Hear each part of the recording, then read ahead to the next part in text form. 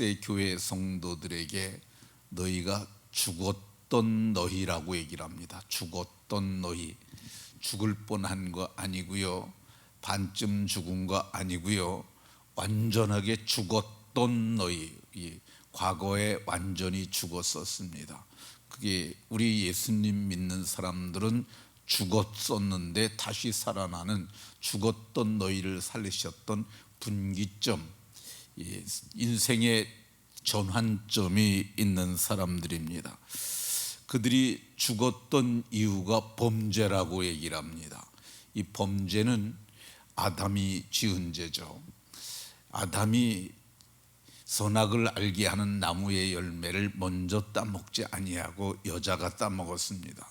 그런데 성경은 이 아담이 지은 죄라고 얘기를 합니다. 그게 대표성의 원리입니다. 아담 한 사람으로 말미암아 죄가 세상에 들어왔고, 죄로 말미암아 사망이 왔습니다. 그러니까 한 사람이 죄와 사망을 가져다 준 것이죠.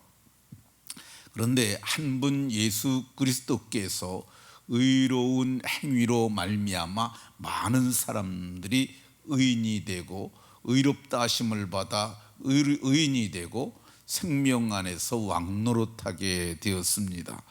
어떻게 그렇게 되었습니까?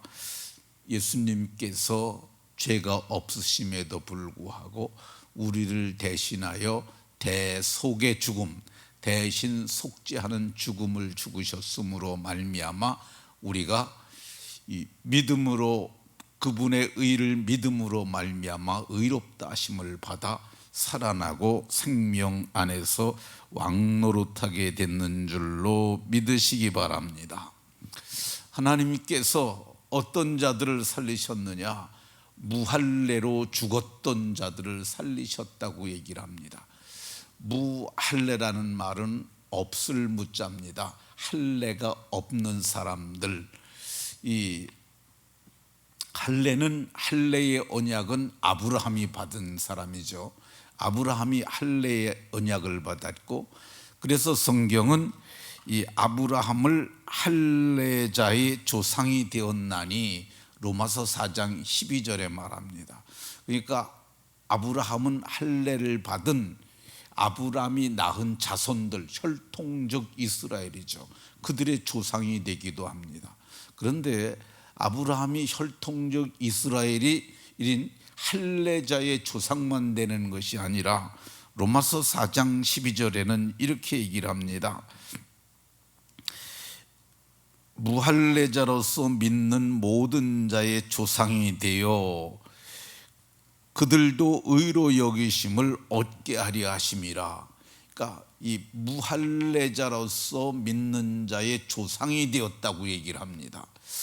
이 말을 이해를 하려면 창세기로 돌아가야 합니다.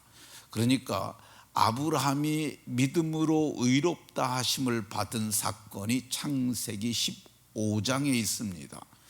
14장에는 아브라함의 조카 롯이 사로잡혔다는 얘기를 듣고 그돌라오멜의 연합군이 잡아갔으므로 집에서 길리우고 연습한 자 318명을 데리고 가서 저들을 쳐부수고 그 빼앗겼던 모든 백성들과 소유물을 다 뺏어갖고 옵니다. 그리고 그들에게 모두 돌려줍니다. 그때 그가 자기가 얻은 것의 10분의 1을 멜기세덱에게 바치고 그리고 축복을 받습니다. 근데 15장에 보면 하나님께서 아브라함에게 나타나세요. 하나님께서 아브라함에게 나타나셔서 나는 너의 상급이라고 얘기를 해요. 그러니까 아브라함이, 이 상급은 자식을 두고 얘기를 하는 거죠. 그러니까 무슨 내가 상급이 있습니까? 나는 자식도 없습니다. 내 상속자는 다메섹 엘리에셀이라고 이렇게 말을 합니다. 그때 하나님께서 아브라함을 불러가지고 밖으로 데리고 나와서 하늘의 별을 봐라, 네 자손이 그렇게 많을 것이라고 아브라함에게 약속을 하십니다. 그러니까 하나님의 그 말을 아브라함을 믿으니, 이 창세기 15장 5절에 아브라함이 하나님을 믿으니 그 믿음을 의로 여기셨고 이렇게 기록합니다. 하나님이 아브라함이 믿는 것을 보시고 그 믿음을 보시고 약속을 하세요. 그걸 언약이라고 그러는데, 그래서 이 하나님께서 아브라함에게 재물을 준비하라 그러고, 이 언약이라는 말이 좀 이게 원문을 보면은 원문이 베리트라는 단어가 자른다는 뜻이에요. 그러니까 옛날에는 계약을 할 적에는 짐승을 쪼개놓고 서로 지나가요. 그 얘기가 뭐냐면 언약을 깨는 자는 몸을 쪼갠다는 그런 의미가 들어 있습니다. 그런데 그 불을 사이로 이 아브라함도 지나가고 하나님도 지나가면 그게 우리는 쌍방언약이 되잖아요. 근데 하나님 혼자 지나가십니다. 그리고 아브라함은 그걸 보기만 해요. 그래서 그걸 아브라함과 하나님의 언약이라고 그러지 않고 하나님 언약이라고 얘기를 합니다.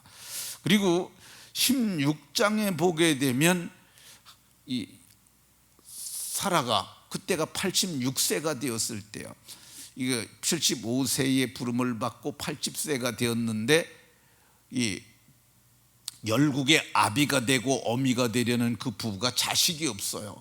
그러니까 여보, 애굽에서 데리고 왔던 하갈이 있는데 얘가 튼튼하니까 얘하고 동침해서 이 자녀를 얻읍시다.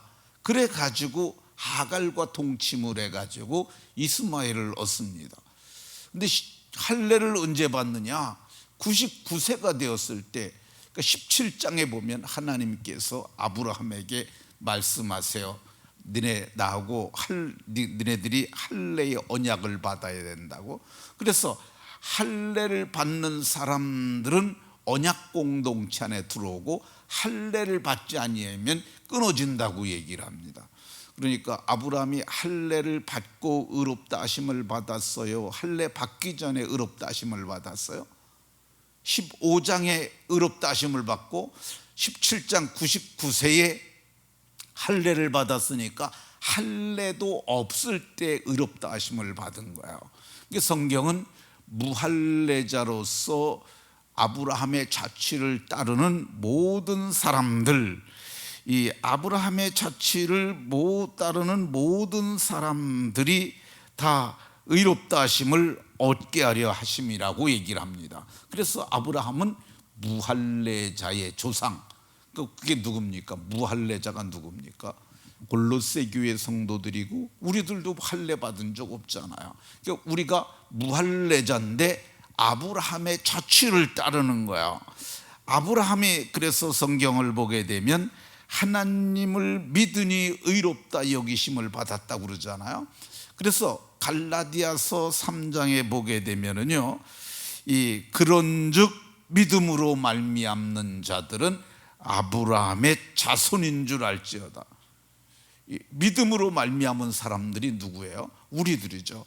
우리들이 할례를 없는 무할례자임에도 불구하고 아브라함이 믿으니까 그 믿음을 보고 의롭다 여기심을 받은 것처럼, 그런즉 성경은 믿음으로 말미암는 자들은 아브라함의 자손임을 알지어다 이렇게 얘기를 합니다. 우리가 그러면 믿음으로 의롭다 하심을 받았는데 그게 무슨 의냐? 우리의 의가 아니에요. 행위적 의가 아니라 믿음으로 의롭다 하심을 받았으니, 로마서 5장 1절에 그렇게 얘기를 합니다. 착한 일에서 의롭다 함을 받은 거 아니고 헌금에서 의롭다 함을 받은 거 아니고 예수님께서 나를 위하여 십자가에 대속하신 그것을 믿음으로 말미암아 모든 죄가 사함을 받고 죄 사함을 받아 의롭다 함을 얻었으니, 의롭다 하심을 얻은 자들도 마찬가지로 우리가 생명 안에서 왕노릇하게 되었는 줄로 믿으시기 바랍니다. 이렇게 믿음으로 의롭다 하심을 받은 자들은 복이 있습니다. 성경은 믿음으로 말미암는 자들은 아브라함과 함께 복을 받느니라. 아브라함과 함께라는 말은 아브라함과 같이, 아브라함과 같은 복을 받는다는 뜻이에요. 이 아브라함이 어떤 복을 받습니까? 아브라함이 놀라운 복을 받습니다. 그 이름이 창대케 되고 하나님께서 너로 말미암아 모든 족속이 복을 받는 복의 통로가 되게 하셨고, 그리고 그 아브라함을 세상에 사는 동안 모든 필요를 채워주시는 이 부요한 자가 되게 하십니다. 당대의 아브라함은 아브라함과 그 후손들 이삭이나 그런 사람들이, 그 사람들이 어느 정도의 부를 얻느냐 하면은 이 군대장관 비고를 데리고 찾아왔던 사람이 너희가 우리보다 더 크다고 얘기를 해요. 이게 한 족속임에도 불구하고 그렇게 규모가 커지도록 은혜를 베풀어 주십니다. 그러니까 우리가 아브라함과 함께 복을 받는다는 말이 질이 같아요. 질이 아브라함도 믿음으로, 우리도 믿음으로 의롭다함을 받았으니까 받는 복의 질이 같고, 그러나 복의 분량은 다릅니다. 왜 그러냐면 믿음의 분량이 다르기 때문에 그렇습니다. 여러분들이 믿음을 크게 하면은 큰 복을 받게 됩니다. 아브라함이 믿었는데 하나님께서 그에게 복음을 전해 주셔가지고 천하 모든 족속이 복을 받게 하리라고 그러셨잖아요. 근데 우리를 통해서도 캄보디아도 차드도 우리를 통해서 복을 받잖아요. 그러니까 마찬가지로 우리가 같은 믿음을 가졌으므로 같은 복을 받게 되는 겁니다. 말씀을 마치도록 하겠습니다. 모두가 이 아브라함도 할례도 없을 때 의롭다 하심을 받았고, 우리도 믿음으로 의롭다 하심을 받았으므로 아브라함과 함께 복 받는 걸 믿으시고 믿음으로 살아가는 복된 성도들이 다 되시길 예수 그리스도의 이름으로 축원합니다.